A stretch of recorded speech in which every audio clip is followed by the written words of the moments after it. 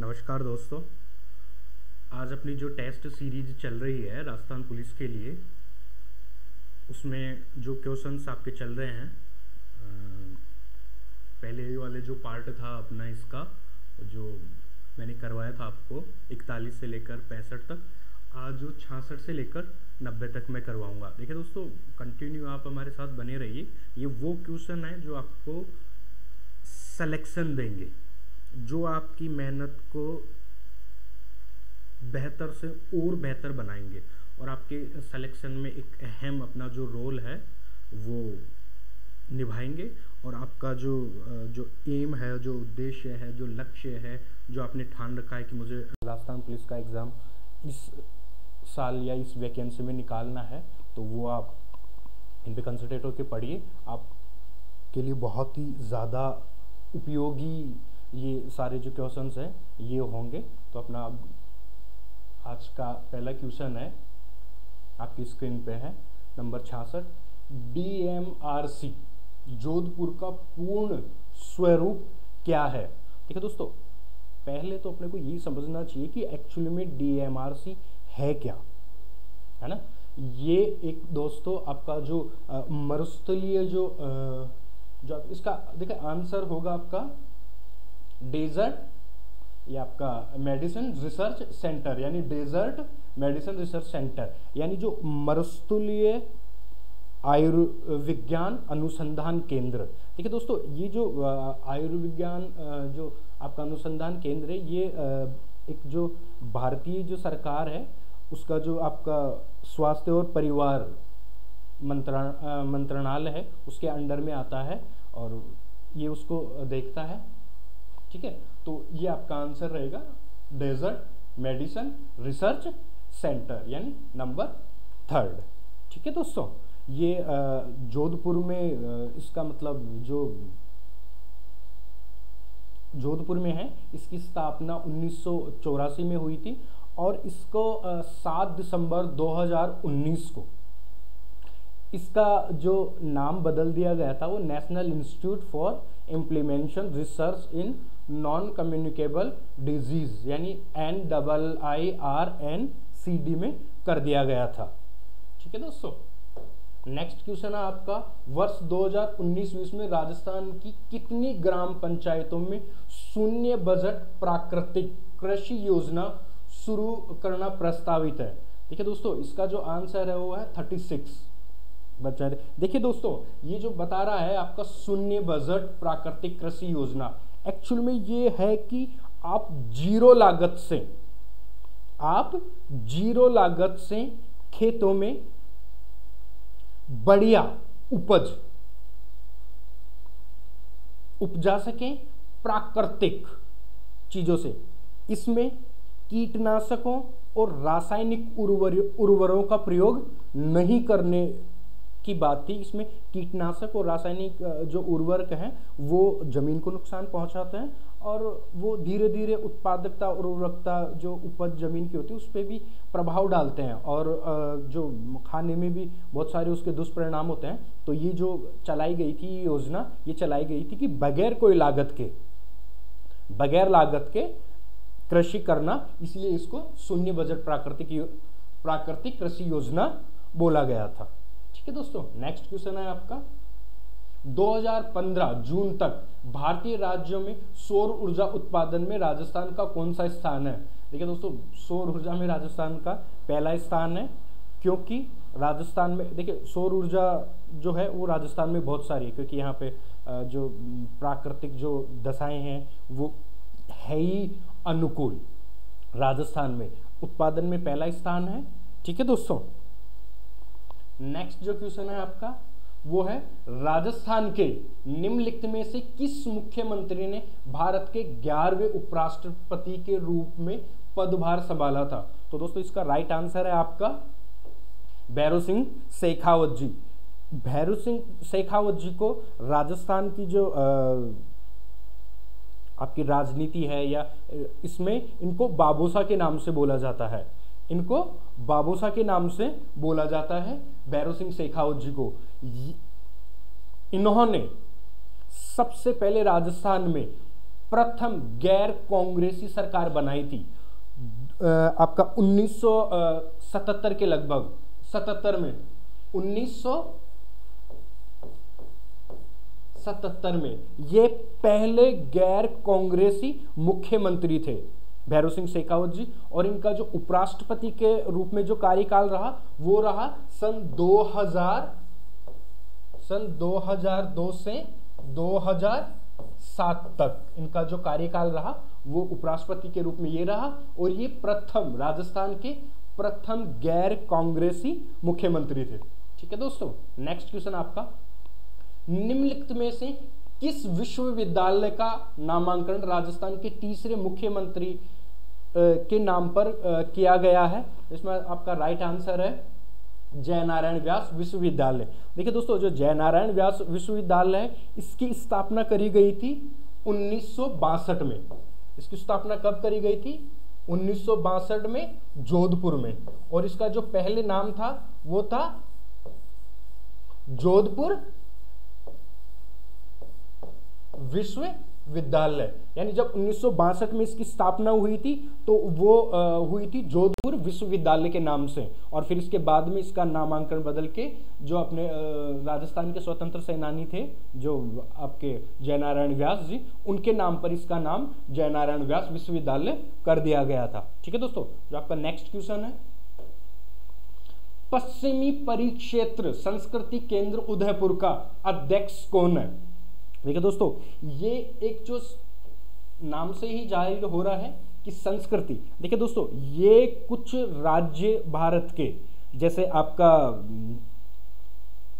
गुजरात हुआ, महाराष्ट्र हुआ, गोवा हुआ, दमन दीव, दादर नागर हवेली, इन राज्यों के जो विशिष्ट सांस्कृतिक जो क्षेत्र थे उनको ध्यान रखने के लिए एक पश्चिमी परिक्षेत्र सांस्कृतिक केंद्र का उदयपुर में संगठन किया गया। और इसके जो मुख्य अध्यक्ष जो हैं वो हैं राजस्थान के राज्यपाल।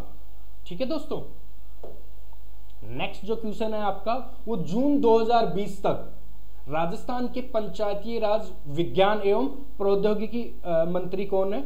ये आपका करंट का क्वेश्चन है दोस्तों, तो इसमें आपका राइट आंसर होगा श्री सचिन पायलट। ठीक है दोस्तों, नेक्स्ट क्वेश्चन, जून 2020 तक राजस्थान संस्कृति और पुरातत्व के कैबिनेट मंत्री कौन है? वो आपके हैं श्री बुलाकी दास कल्ला, यानी बीडी कल्ला जी।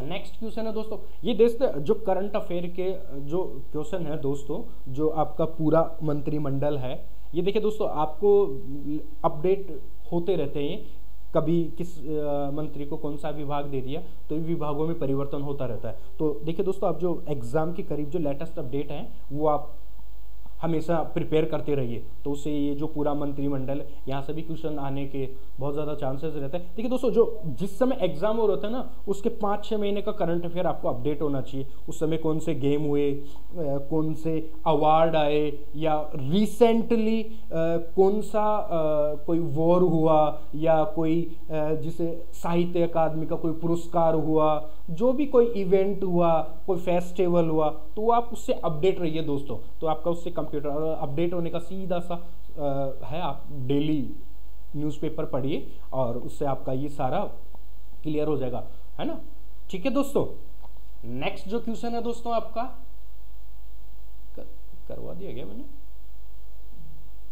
अच्छा, जून 2020 तक मास्टर भंवरलाल मेघवाल राजस्थान के कैबिनेट मंत्री हैं। देखिए दोस्तों, ये जो हैं ये हैं आपके फोर्थ जो आपका आंसर है, सामाजिक न्याय और अधिकारिता। ठीक है दोस्तों, नेक्स्ट क्वेश्चन आपका, निम्नलिखित में से भारतीय संविधान का कौन सा अनुच्छेद राज्य की विधायिका की कार्यकाल से संबंधित है? देखिए दोस्तों, इसका राइट आंसर है 172 अनुच्छेद। 172वां जो अनुच्छेद है, इसमें साफ साफ लिखा है कि जो क्या आपकी जो विधायिका है, आपकी जो विधायिका है उसका कार्यकाल कितना रहेगा। उसमें साफ साफ लिखा गया है कि जो विधायिका है उसका कार्यकाल रहेगा इसके प्रथम अधिवेशन की डेट से लेकर 5 साल तक बस ये हो कि उससे पहले विधानसभा विघटित या जो विघटन होता है वो नहीं हुआ हो, और इसको आपातकाल के दौरान 1 साल के लिए बढ़ाया जा सकता है। ठीक है दोस्तों, नेक्स्ट क्वेश्चन है आपका, निम्नलिखित में से कौन राजस्थान के कुंभलगढ़ से संबंधित। देखिए दोस्तों, कुंभलगढ़ के बारे में आंसर देने से पहले एक बार कुंभलगढ़ के बारे में एक अच्छे से पढ़ लें कि कुंभलगढ़ क्या है। देखिए, कुंभलगढ़ एक किला है जो राजस्थान के प्रमुख किलों में से गिना जाता है। ये वर्तमान में जो आपका राजसमंद जिला है वहां पर है कुंभलगढ़ का किला। कुंभलगढ़ का किला, इसको जो आपके आंसर में है राणा कुंभा, इन्होंने बनवाया था। राणा कुंभा ने लगभग आपका जो ये किला बना था वो बना था 1459 में। 1459 में महाराणा कुंभा ने इस किले का निर्माण करवाया था। इसी के साथ कुंभा ने राजस्थान के बहुत सारे दुर्ग, जिसमें बसंतगढ़, बैराट का दुर्ग और भौमट का दुर्ग, ये अचलगढ़ दुर्ग, ये बहुत सारे दुर्ग हैं। एक जो फेमस जो लेखक हुए हैं राजस्थान के, कवि श्यामल दास हैं, उनकी पुस्तक का नाम है वीर विनोद। उन्होंने अपनी पुस्तक में ये कहा था कि राजस्थान के लगभग 32 दुर्गों का निर्माण, लगभग 84 दुर्गों में से 32 दुर्गों का निर्माण आपके महाराणा कुंभा ने बताया था। तो इनको कला प्रेमी, विद्या प्रेमी और ये बहुत महान राजा हुए। इनका जो शासन काल था वो लगभग मानते हैं 1433 से लेकर 1467 तक। ये जो आपके थे राणा मोकल के बेटे थे, उनका ये था कुंभा। देखिए, कुंभलगढ़ से और भी बहुत सारी चीजें जो अपने को समझनी है। 3-4 फैक्ट्स हैं कुंभलगढ़ के बारे में दोस्तों। कुंभलगढ़ का किला किसने बनवाया? कुंभा ने बनवाया। कब बनवाया? 1459 में बनवाया।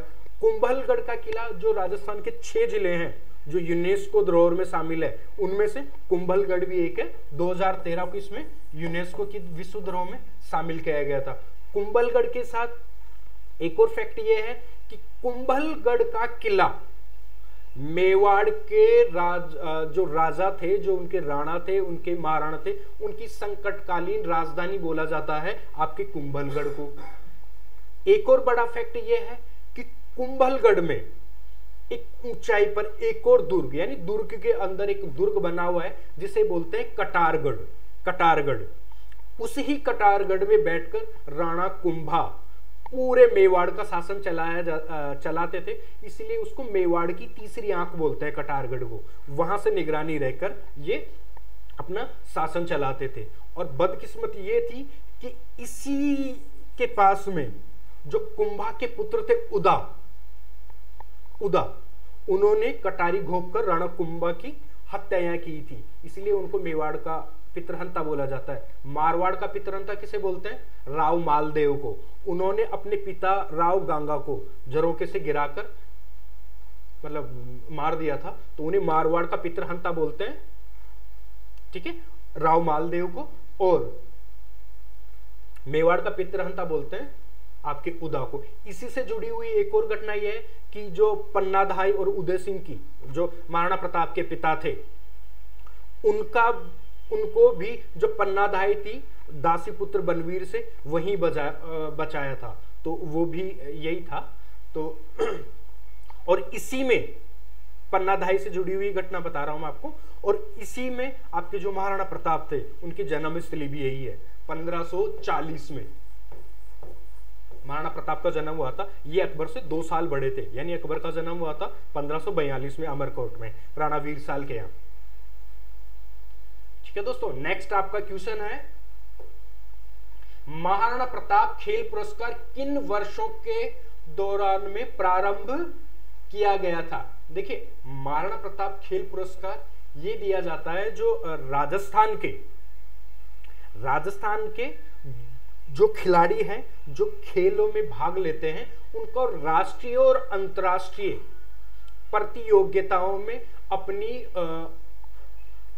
अतुलनीय उपलब्धियों के बारे में, जो उन्होंने उपलब्धियां हासिल की और अपना शौर्य प्रदर्शन खेलों के माध्यम से दिखाया, उनको प्रोत्साहित करने के लिए, उन्हें सम्मानित करने के लिए राज्य खेल परिषद द्वारा, ये राजस्थान जो राज्य खेल परिषद है जिसकी स्थापना 1957 में हुई थी, राजस्थान की जो खेल परिषद है उसकी स्थापना 1957 में हुई थी, उसके द्वारा ये खिलाड़ियों को पुरस्कार दिया जाता है। और इसका जो प्रारंभ किया गया था वो किया गया था आपका 1982-83 में, इसी साल 83 में भारत ने पहली बार वर्ल्ड कप जीता था क्रिकेट का।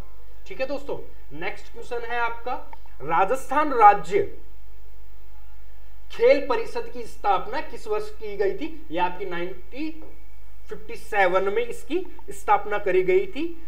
इसलिए की गई थी कि राजस्थान में जो खेल प्रतिभाएं छिपी हैं, जो खेलों में अपना दमखम दिखा सकते हैं और जिनको रचनात्मक और सुचारू रूप से खेल में जो अपना महत्वपूर्ण इंटरेस्ट रखते हैं या अपना जो सहयोग दे सकते हैं, जो खेलों को और बढ़ा सकें और खेलों को मतलब एक बढ़िया तरीके से सुचारू रूप से चलाने के लिए, आगे बढ़ाने के लिए इसकी स्थापना करी गई थी राजस्थान गवर्नमेंट के द्वारा। ठीक है, 1957 में। ठीक है दोस्तों, नेक्स्ट आपका क्वेश्चन है, देखिए दोस्तों नेक्स्ट क्वेश्चन जो आपका था वो राजस्थान के राज्य पुष्प का वैज्ञानिक नाम क्या है? राज्य पुष्प किसे बोलते हैं? जो राज्य के फूलों में सबसे बड़ा फूल हो, सबसे अच्छा फूल हो, जो सबसे सुंदर माना जाए राजस्थान के संदर्भ में, तो वो कौन सा था? पहले तो ये पता होना चाहिए आपको, राजस्थान का जो राज्य पुष्प है रोहिड़ा, उसका जो वनस्पतिक नाम है या आपका वैज्ञानिक नाम है वो है आपका टेकोमेला उंडुलता, ये इसका वैज्ञानिक नाम है। इसको कौन कौन से जो उपनाम दिए गए हैं? राजस्थान का सागवान, राजस्थान का टीक, राजस्थान की मरुशोभा, ये इसको उपनाम दिए गए हैं। ठीक है, इसको जो गवर्नमेंट थी अपनी, उसने 1983 में 1983 में राजस्थान के पुष्प की प्रसिद्धि दी थी या इसको घोषित किया था। नेक्स्ट जो क्वेश्चन है आपका, 2019 में राजस्थान सरकार के चिकित्सा और स्वास्थ्य विभाग को निम्नलिखित में से किस पर नियंत्रण के लिए विश्व स्वास्थ्य संगठन द्वारा पुरस्कृत किया गया था? देखिए दोस्तों, विश्व स्वास्थ्य संगठन यानी WHO,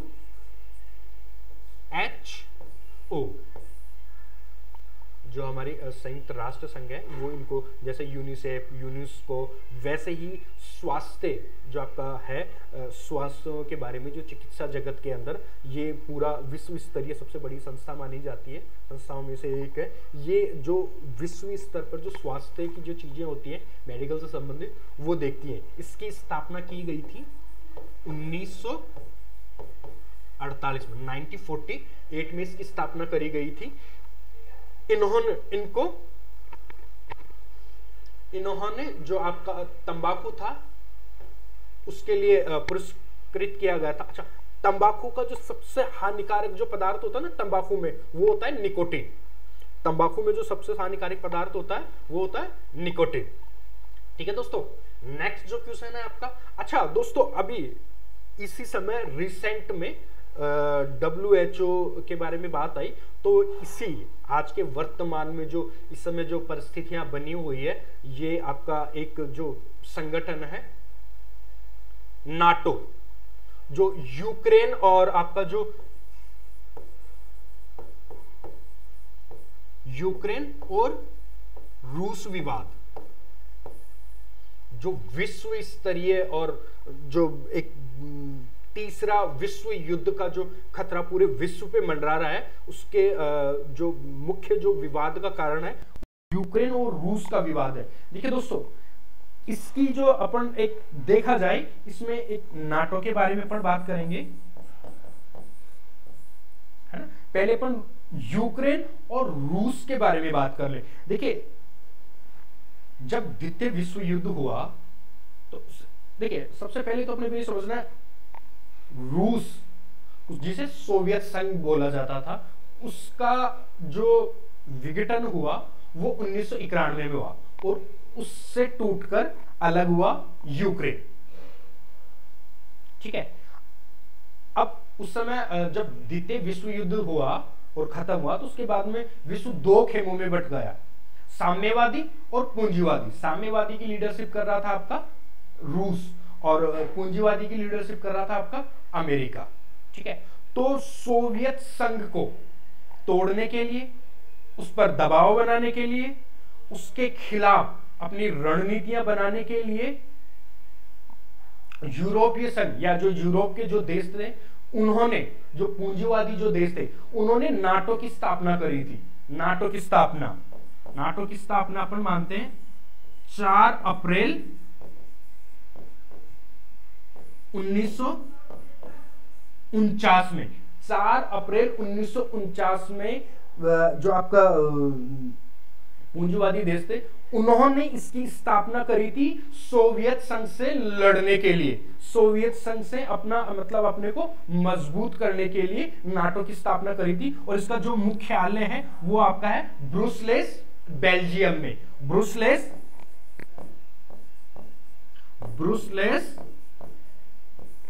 बेल्जियम है ना।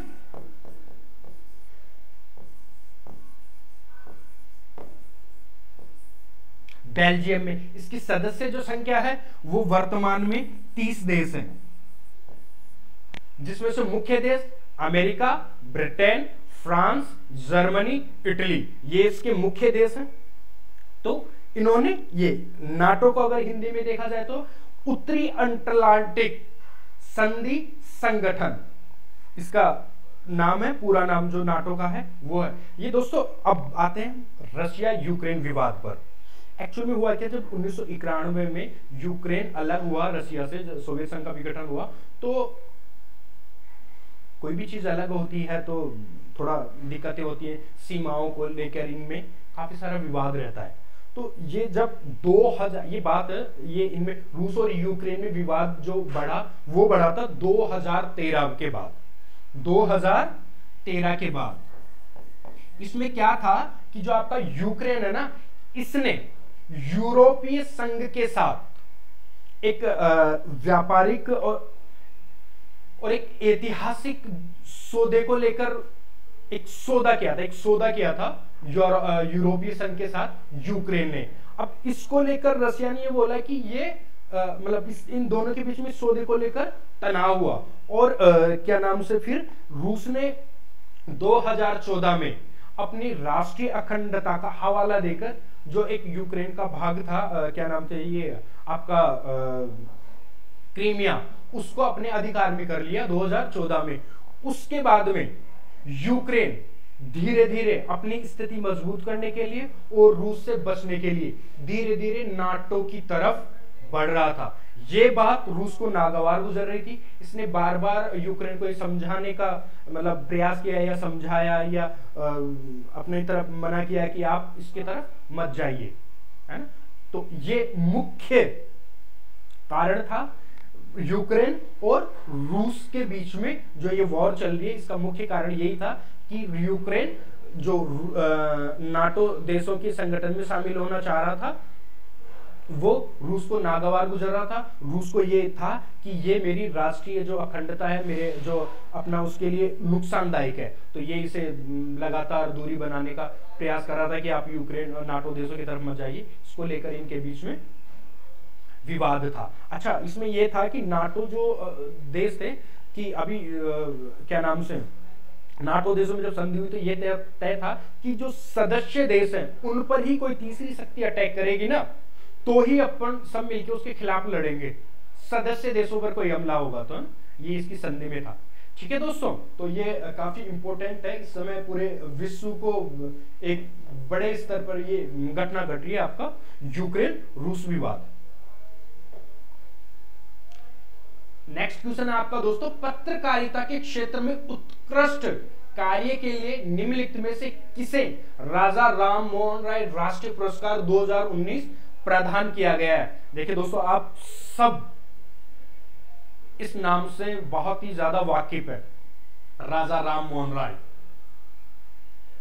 मीरातुल अखबार वगैरह इन्होंने निकाला था। सती प्रथा को बैन करवाया था 1929 में विलियम बेंटिंक के जो उस समय अपने जो गवर्नर जनरल थे विलियम बेंटिंक, तो उनसे मिलकर इन्होंने सती प्रथा को वो करवाया था। अभी 2019 का जो राष्ट्रीय पुरस्कार था वो दिया गया था आपको गुलाब कोठारी को। गुलाब कोठारी जी जो आपका दैनिक समाचार पत्र निकलता है राजस्थान पत्रिका, उसके संपादक है, और इसका जो मुख्यालय है वो अपने जयपुर में केसरगढ़ है।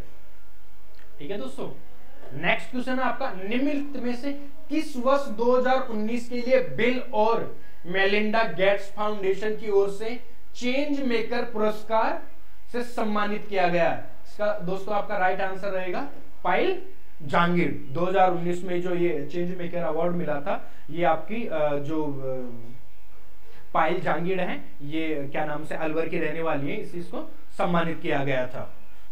जो आपकी पायल जांगीर जी है, ये अलवर की जो थानागाजी तहसील है ना, वहां की रहने वाली है। ठीक है दोस्तों, नेक्स्ट क्वेश्चन है आपका, निम्न में से कौन सा न्यूमोकोनियोसिस पर पॉलिसी शुरू करने वाला भारत का पहला राज्य बन गया? तो ऑफ कोर्स राजस्थान जो था ये पहला राज्य था। देखिए दोस्तों, जो ये आपका न्यूमोकोनियोसिस है, ये एक जो फेफड़ों के जो रोगी हैं, जो फेफड़े जो अपने जो लंग्स होते हैं उनका बीमारी में या उनके जो रोगों के लिए एक सामान्य सा शब्द है। ये बहुत ही गंभीर बीमारी होती है, तो इसमें मतलब रोगी मृत्यु के समय मतलब ऐसे तुरंत इसमें मतलब एक तरीके से ज्यादा टाइम नहीं मिल पाता, और उसमें लंग्स खराब हो जाते हैं और आदमी जल्दी ही खत्म हो जाता है। किसने जयपुर में प्रजामंडल का गठन किया? देखिए दोस्तों, ये बात है लगभग जब भारत का जो स्वतंत्रता आंदोलन चल रहा था, तो उसमें ये आपका 1919 के समय गांधी जी की एंट्री हो गई थी, है ना। लगभग एंट्री माने तो अपन ये मानते हैं कि 1917 में जो चंपारण खेड़ा जो सत्याग्रह थे, वहीं से गांधी जी की एंट्री माने। उससे पहले जब ये माना जाता है कि सबसे पहले गांधी जी ने कांग्रेस में जो अपना वो किया था, वो एक 1901 के या 2 के लगभग दिनसा वाचा जी की अध्यक्षता में कांग्रेस का अधिवेशन हुआ था, तो वहाँ पहली बार गांधी जी ने हिस्सा लिया था। तो ये गांधी युग का प्रारंभ था। लगभग जो मतलब उस समय जो अपना एक जो देखिए दोस्तों, गांधी जी की सबसे इम्पोर्टेंसी थी ना वो भारतीय स्वतंत्रता आंदोलन में, हालांकि उनका सत्य अहिंसा वाला वो एक बढ़िया था कंसेप्ट, लेकिन उससे भी बढ़िया जो उन्होंने जो अपना जो स्वतंत्रता आंदोलन था उसको मध्यम वर्ग और निम्न वर्ग उससे जोड़ा। ये सबसे बड़ा एक जो अपन जो दिया महात्मा गांधी जी ने वो भारतीय स्वतंत्रता में, ये एक सबसे बड़ी चीज थी कि उसने जो आंदोलन था उसको भारत की पूरी जनता के साथ जोड़ दिया गया था। क्योंकि जब उससे पहले क्या होता था कि जब कांग्रेस की स्थापना हुई आपकी 1885 में, तो उसके बाद में जो कांग्रेस के जो सदस्य थे वो काफ़ी उच्च वर्ग के लोग थे, मतलब जो निम्न वर्ग के लोग थे वो इतने शामिल नहीं होते। तो गांधी जी का सबसे बड़ा ये था कि इसने आम जनता को भी स्वतंत्रता आंदोलन में खींच लिया। तो धीरे धीरे बहुत सारी क्या नाम से आपकी संस्थाएं बनी। तो इसी संदर्भ में राजस्थान में भी लगभग 1930-31 के लगभग की ये बातें हैं। तो राजस्थान में भी अलग अलग रियासतों में जयपुर, बांसवाड़ा, बूंदी, प्रतापगढ़, जैसलमेर, मारवाड़, मेवाड़, भरतपुर, शेखावाटी, बीकानेर, जोधपुर, नागौर, इनमें अलग अलग प्रजामंडलों की स्थापना हुई। इन प्रजामंडलों का काम क्या था?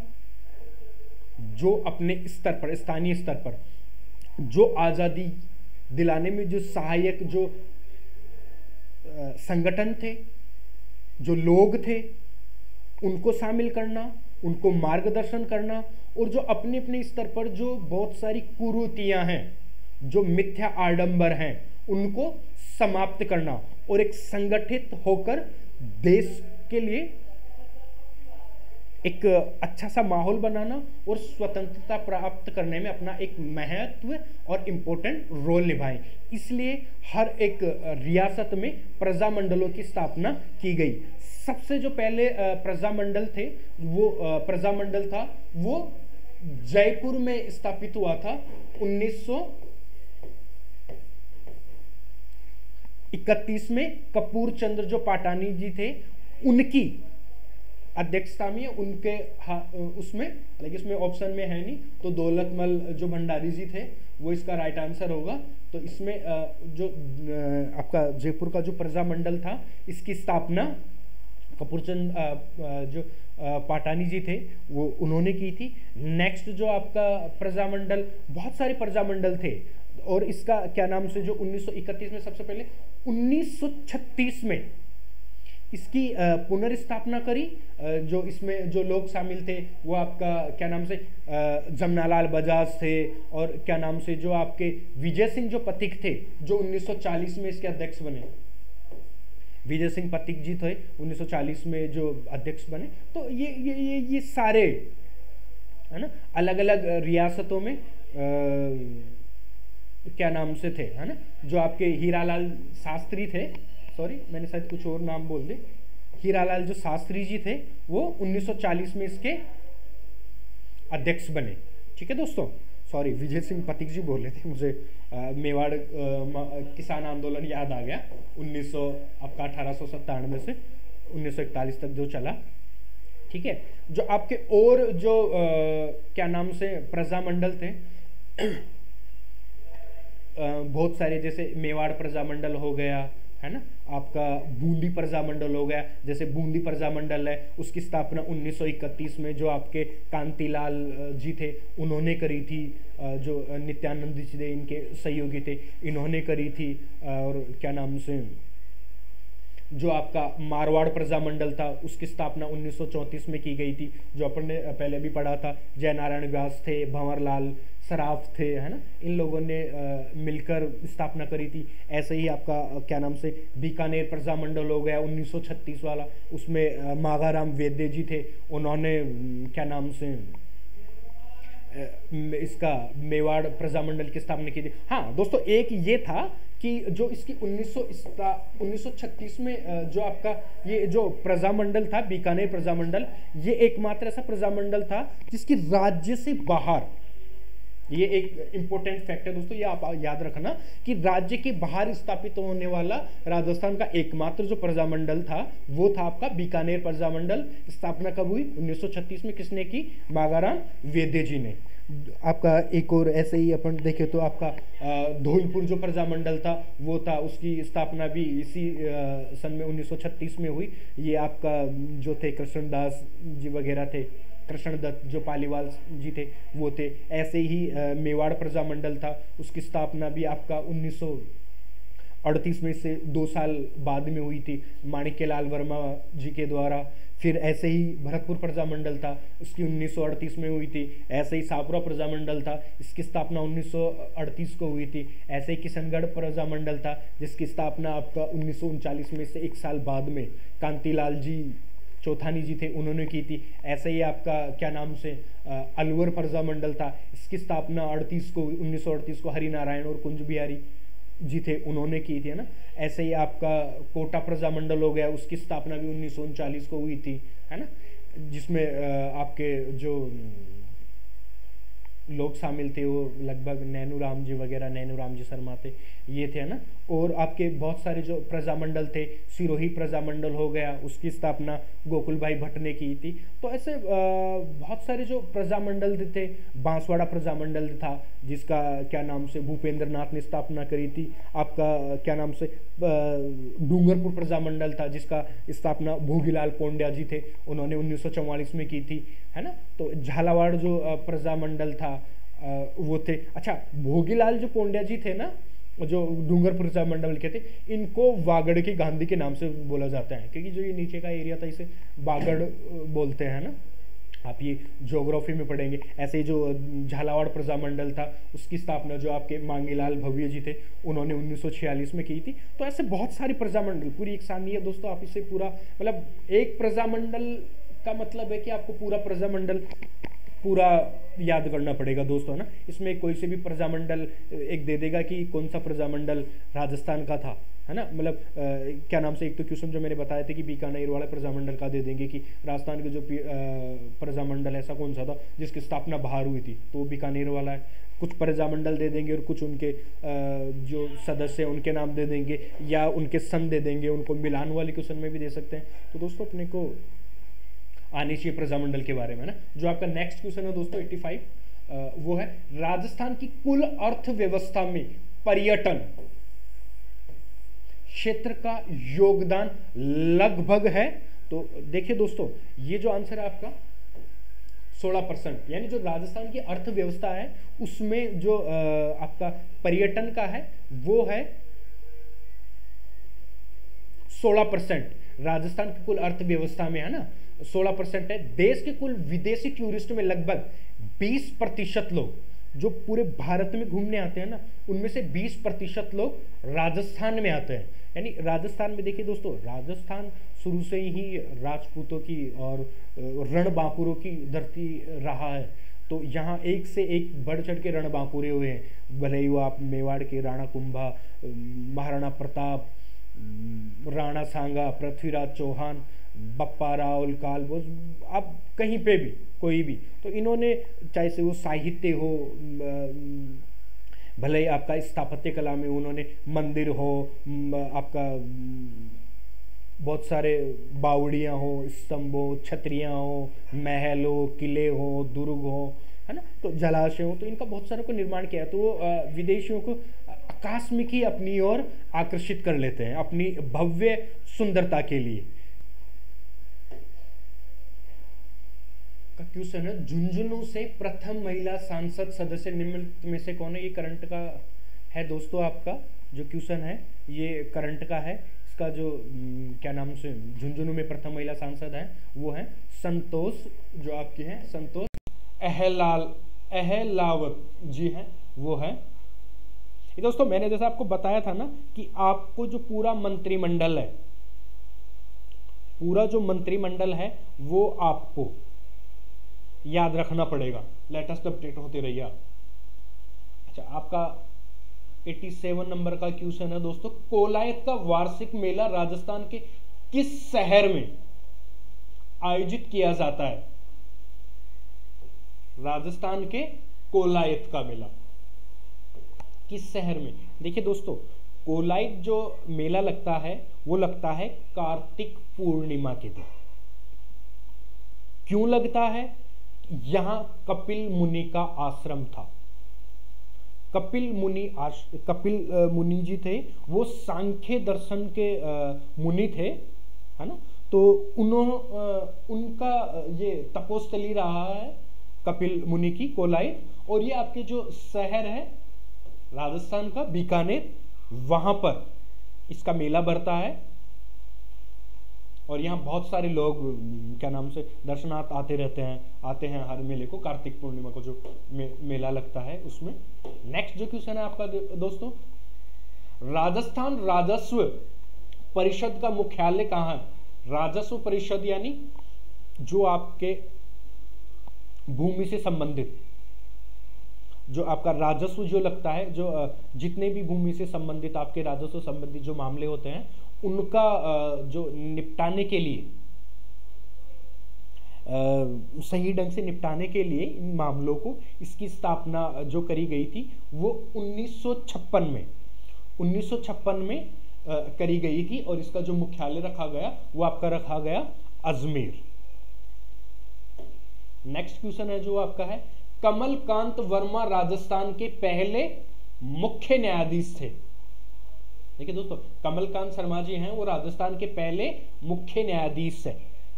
जो कमलकांत शर्मा जी थे वो मुख्य न्यायाधीश हैं। देखिए दोस्तों, जो राजस्थान का उच्च न्यायालय है उसकी जो स्थापना करी गई थी वो पहले दोस्तों जो करी गई थी वो आपकी क्या नाम से 29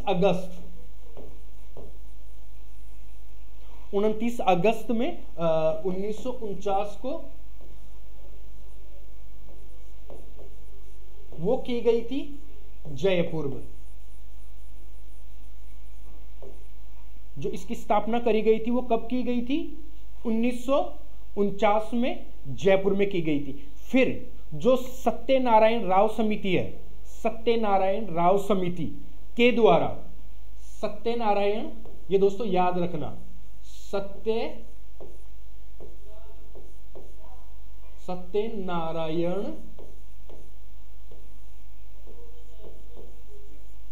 राव समिति 1958 में इसका जो जयपुर से इसको जोधपुर, जो इसकी सिफारिश में सत्यनारायण राव जो समिति थी, इसकी सिफारिश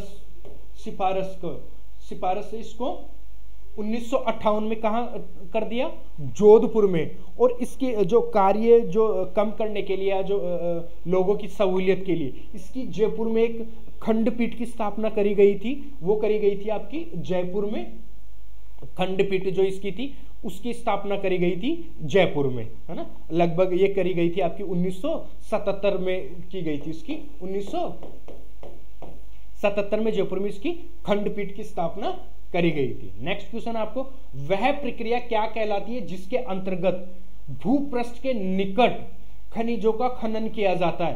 देखिए दोस्तों, खनिज जो खानों से निकाला जाता है, जो भूमि को खोदकर निकाला जाता है ना, उसको अपन बोलते हैं खनिज। खनिज जो अपने को जमीन में खुदाई के माध्यम से मिलते हैं। तो इसमें जो आंसर रहेगा वो आपका रहेगा उत्खनन, या जो आपका उत्खनन है वो आपका आंसर है, यानी खोद के जो चीजें निकाली जाती हैं उसको अपन बोलते हैं क्या नाम से,